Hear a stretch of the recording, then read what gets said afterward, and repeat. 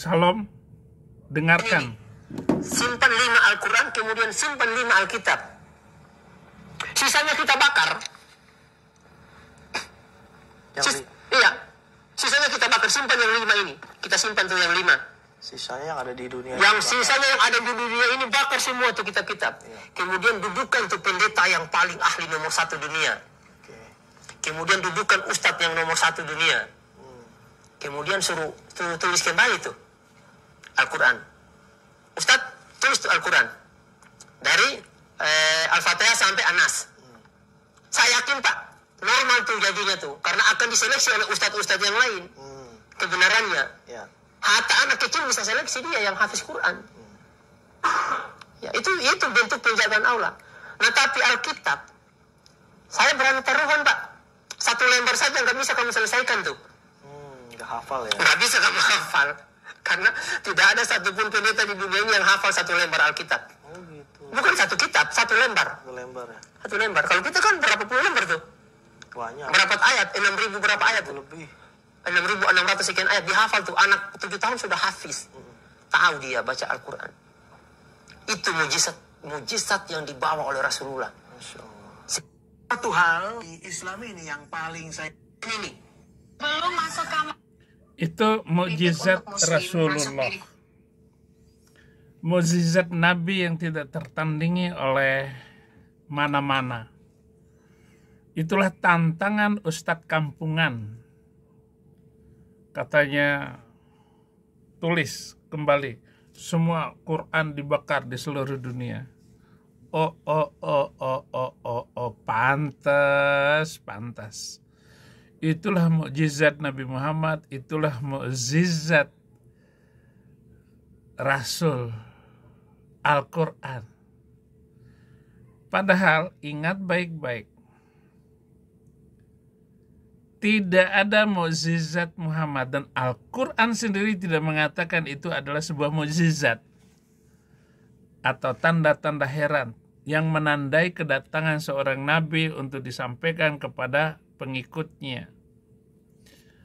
Wa yaquluna la unzila ilaihi ayatuna mir rabbih faqul innama al-ghaibu ilallah fantaziru inni ma'akum minal muntazirin. Mereka berkata, mengapa tidak diturunkan kepadanya Muhammad suatu mukjizat dari Tuhannya? Katakanlah, sungguh segala yang gaib itu hanya milik Allah. Sebab itu tunggu sajalah olehmu, ketahuilah aku juga menunggu bersama kamu. Jadi tidak ada mukjizat yang dibawa oleh Muhammad. Ya, mukjizat itu menggauli istrinya. Istrinya 11 orang, digauli dalam satu malam itu 9 orang. Itu tertulis semuanya, itu mukjizatnya itu. Dan ayat yang lain, maka mereka tidak menunggu-nunggu kecuali kejadian-kejadian yang sama dengan orang-orang terdahulu mereka. Katakanlah, maka tunggu sajalah. Aku pun termasuk orang-orang yang menunggu. Surat Yunus ayat 102. Kalau tadi surat Yunus ayat 20. Ini ayat 102-nya, tunggu sajalah. Tunggulah olehmu. Analisa saya pantas saja. 1. Tekolisme tidak pernah akan berhenti di dunia ini. Bahkan seluruh alam ini. Dan saya perkirakan hingga kiamat tidak akan berhenti kejahatan kriminal muslim atas umat yang lain. Dengar baik-baik itu. Kenapa? Karena Qur'annya itu dihafal. Karena Qur'annya itu diperintahkan. Dan dihafal di seluruh dunia katanya. Di manakah negara-negara Eropa sekarang yang tidak menolak dan curiga terhadap Muslim? Mereka mengadakan sholat di jalan, di pinggir-pinggir pojok-pojok jalan. Baca itu bagaimana katedral di Helsinki, Finlandia. Mereka demo di situ dengan bendera la ilaha illallah. Di mana muslim yang pintar kalau begitu? Kedua, kasus perkosaan dan pelecehan santri di pesantren-pesantren tidak akan pernah berakhir hingga seluruh pesantren itu ditutup. Dan perkosaan, pelecehan yang dilakukan oleh syekh-syekh di Arab sana tidak akan pernah berhenti. Sampai berhenti orang membaca kitab suci dan perintah untuk melakukan hubungan dengan pembantu. Anda bisa melawan apa yang saya katakan itu ataupun membantah perkataan saya ini.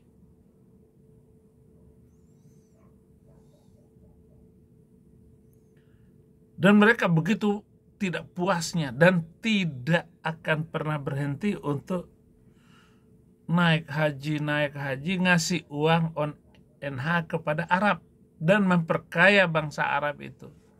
Sampai hari ini terus menerus. Kenapa? Karena dijanjikan kebohongan-kebohongan di dalam ibadah itu.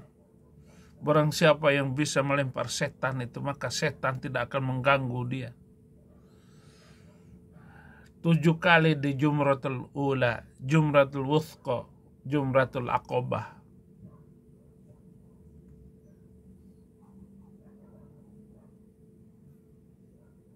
Tidak akan berhenti. Kenapa? Karena ini agen-agen Arab ini, agen-agen haji ini, ketua manasik haji dan menteri agamanya tidak akan pernah berhenti. Karena itu ibadah yang diperintahkan oleh Allah. Padahal Allahnya siapa? Mana itu Allah? Gak jelas.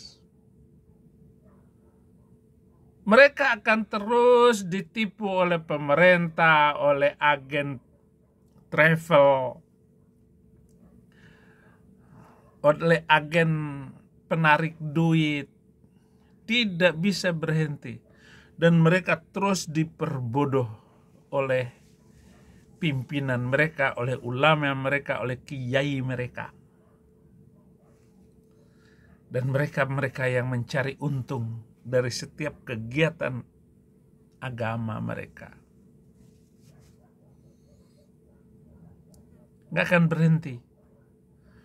Terus menerus. Muslim khususnya di Indonesia, mereka tetap mempertahankan keyakinan rapuh dengan cara apapun dan argumen rendah apapun.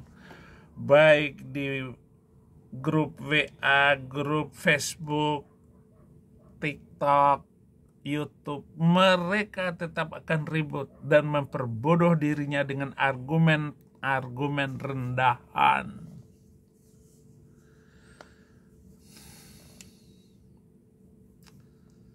Lima, Habib Ba'lawi Syekh Sayyid akan terus menerus menipu bangsa Indonesia dengan berbagai macam cerita aduhai.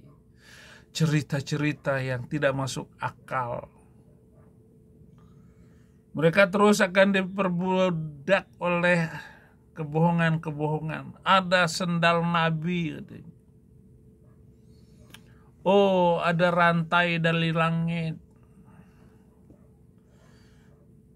Kalau kalian tidak menghormati kami turunan Nabi, maka kamu tidak akan mendapat syafaat. Kalian akan terhindar dari siksaan kubur karena kamu suka memberikan makan kepada Habib. Jadi Habib itu luar biasa, saudara-saudara.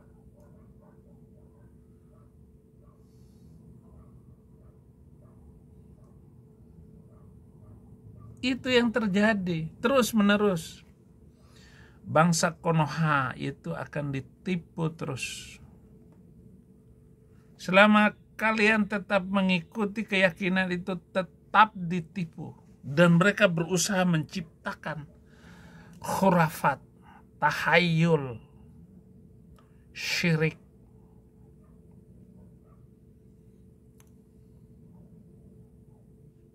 Bid'ah. Terus cerita-cerita itu akan dibuat. Ini loh sorban Nabi. Ini loh rambut Nabi. Set rambut Nabi.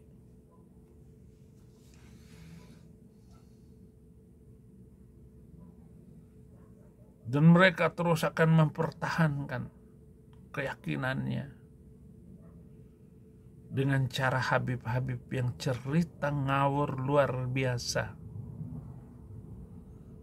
Bagaimana ada Habib yang naik 70 kali sehari semalam, tiap malam 70 kali.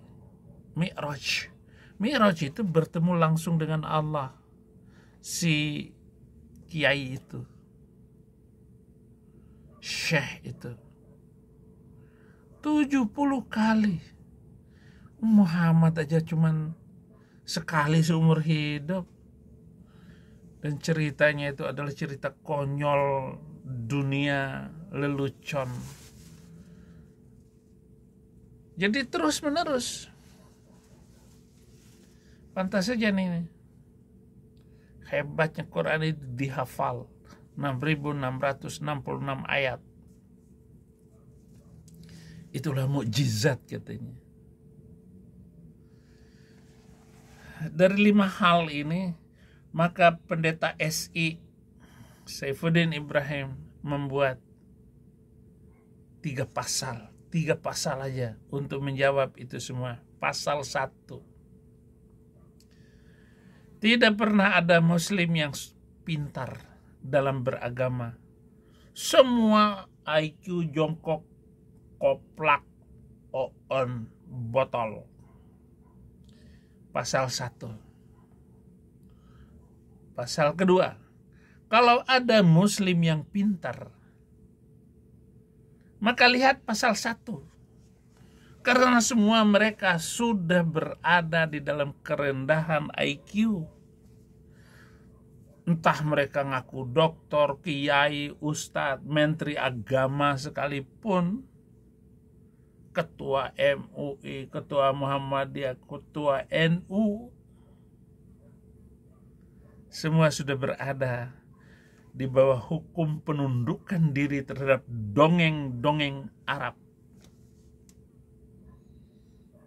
Pasal yang ketiga, kalaupun ada muslim yang pintar, masih juga kita temukan mereka cerdas dalam pelajaran. Maka lihat pasal 1, semua muslim on. Terima kasih, Tuhan Yesus memberkati.